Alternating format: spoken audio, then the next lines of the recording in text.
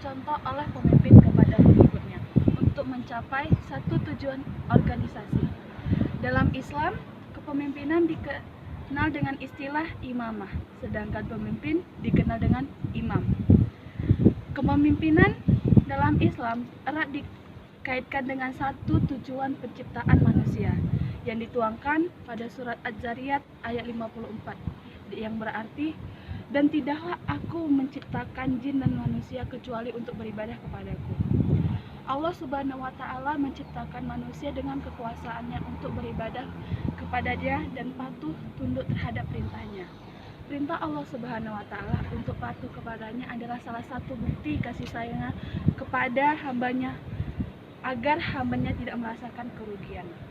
Karena sesungguhnya ibadah yang mereka lakukan, maka mereka sendirilah yang akan mendapatkan imbalannya. Dalam surah Al-Baqarah ayat 70 yang artinya, ingatlah ketika Tuhan berkata kepada para malaikat, sesungguhnya aku hendak menjadikan seorang khalifah di muka bumi ini. Mereka berkata, mengapa engkau hendak menjadikan seorang khalifah di muka bumi? Orang itu akan membuat kerusakan padanya dan menumpahkan darah. Padahal kami senantiasa bertasbih dengan memuji Engkau dan mensucikan Engkau. Tuhan berfirman, aku mengetahui apa yang tidak kamu ketahui. Ada 4 tujuan kepemimpinan berdasarkan syariat Islam. Yang pertama, menegakkan agama Islam. Yang kedua, mengatur dunia berdasarkan syariat Islam. Yang ketiga, menciptakan keamanan bagi setiap masyarakat yang ada dalam kepemimpinannya. Yang keempat, mengelola kekayaan alam untuk kemaslahatan Islam dan kaum muslimin. Berbicara tentang kepemimpinan, tentu kita sebagai umat Islam tahu siapa yang patut memberikan teladan dalam kepemimpinan. Ya, tak lain dan tak bukan adalah baginda Rasulullah SAW. Baginda Rasulullah SAW adalah nabi terakhir yang diutus oleh Allah Subhanahu wa Ta'ala sebagai pemimpin umat Islam. Kekuatan akhlak yang beliau miliki mampu menciptakan kekuatan dan perubahan yang luar biasa. Dengan kekuatan tersebut, baginda Rasulullah SAW mampu menegakkan kebenaran, bahkan menyebarkan kebaikan, terutama ajaran Islam ke seluruh penjuru dunia.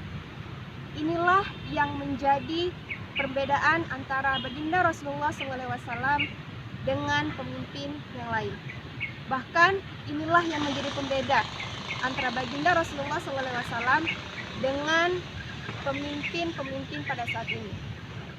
Seperti yang kita ketahui bersama, pemimpin-pemimpin saat ini mereka seolah-olah haus akan harta, kekuasaan, tahta, dan jabatan, yang mana mereka menganggap hal-hal tersebut mampu memberikan kekayaan di dunia bagi mereka, tanpa mereka sadari bahwasannya kekayaan tersebut hanyalah bersifat sementara. Mereka tidak sadar mengenai besarnya tanggung jawab yang akan mereka pertanggungjawabkan di kemudian hari nanti. Bahkan mereka memanfaatkan jabatan mereka seolah-olah mereka tidak takut akan hukum yang akan mereka dapatkan nantinya.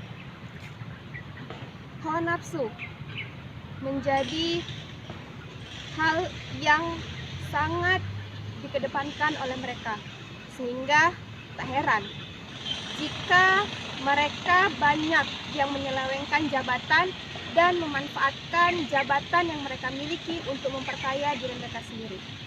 Nah, kalau sudah begitu akan timbul pertanyaan, model kepemimpinan seperti apa yang patut kita teladani? Jawabannya adalah model kepemimpinan yang diterapkan oleh Rasulullah SAW. Karena kepemimpinan Rasulullah SAW kesuksesannya sudah diakui oleh seluruh dunia. Seorang pemimpin yang ingin memimpin, baik itu memimpin diri dia sendiri ataupun memimpin orang lain, baik dengan cakupan yang luas ataupun sempit sekalipun, ia harus mampu mengenal, mengetahui, bahkan meladani sifat-sifat dari baginda Rasulullah SAW. Dalam sejarah dan kebudayaan Islam, Hasan Ibrahim menguraikan kunci kesuksesan dari kepemimpinan baginda Rasulullah SAW, yaitu yang pertama, dalam kepemimpinannya baginda Rasulullah SAW menggunakan sistem musyawarah. Beliau Beliau selalu menghargai pendapat dari orang lain, baik itu dari lawan ataupun dari para sahabatnya. Sifat ramah dan kelemah lembutan merupakan ciri khas dan melekat erat pada diri beliau. Beliau sangat mudah dalam menguasai situasi dan kondisi.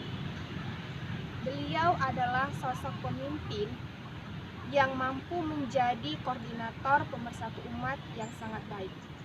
Prestasi, keterampilan, kemampuan, serta ilmu pengetahuan yang luas menjadi kelebihan dari beliau. Nabi Muhammad SAW sendiri sangat berhasil sebagai perekat dasar-dasar perdamaian dan pemersatu kehidupan yang berkesinambungan.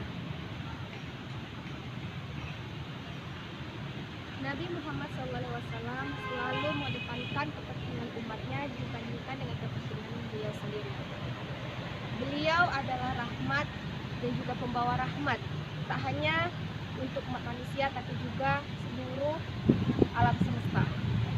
Dalam menerapkan aturan-aturannya, beliau selalu bersikap konsisten dan juga tidak pernah pandang bulu dan tidak pernah pilih kasih.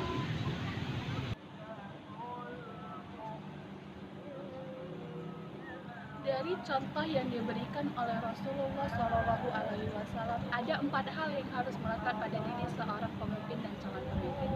Yang pertama, sidik, yaitu seorang pemimpin harus benar, berpihak kepada kebenaran, kejujuran, dan keadilan. Bukan sebaliknya sebagai pembohong, pengumbar janji yang tidak tahu kapan ujung kepastiannya. Kedua, amanah, dapat dipercaya. Menjunjung tinggi harkat dan martabat seorang pemimpin, yaitu pemimpin yang dapat dipercaya, bukan sebaliknya sebagai pemimpin yang pengkhianat rakyatnya yang sudah memilihnya dan mempercayainya. Yang ketiga, tablik, artinya menyampaikan segala sesuatu yang telah diamanahkan kepadanya dari rakyat atau masyarakat. Apa, siapa, kenapa, dan bagaimana cara menyampaikannya. Pemimpin sebagai penyambung harus menyampaikan dengan baik dan benar.